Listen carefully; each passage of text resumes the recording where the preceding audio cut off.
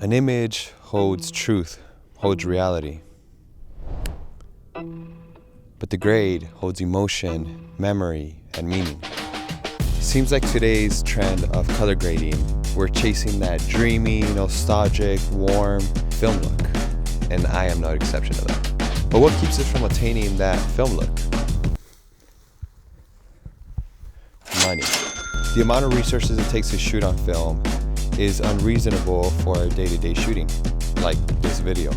But before we jump into how to create that film look, we have to know where color was born and why. Cinema began in black and white over a century ago. About 14 years later, filmmakers started manually coloring frames by hand.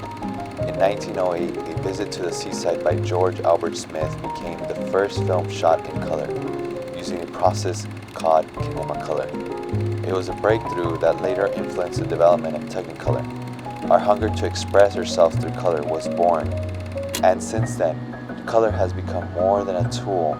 It's how we feel, remember, and experience film. Through the manipulation of color, it has heightened the experience of moviegoers. Take me, for example, when I was 13 watching the action-packed movie The Matrix. I didn't know it then, but I come to realize that the colors that were being used in the movie were used as part of the story. When Neo was in the Matrix, in the system, it was green and it was more lively. So when you went to reality, where the humans were fighting the machines, it was cold and blue. It was a mind-blowing tactic, was ingrained in the psyche of its viewers to better tell a story. Now, I don't know why you chase the film look, whether it's symbolism, whether it's this warm, nostalgic meaning, or whether it's just cool. But what I can say is that I would want to express myself through colors in my films.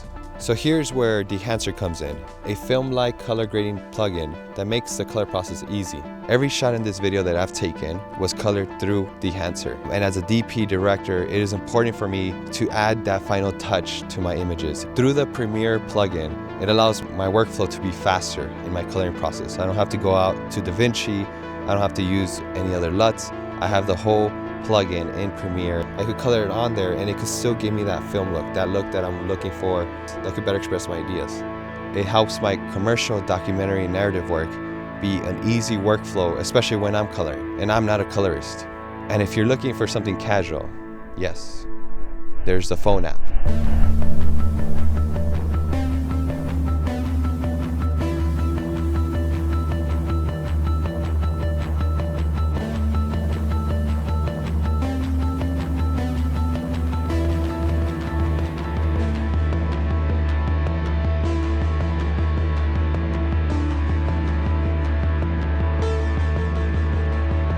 The mixture and manipulation of colors gives life to your film.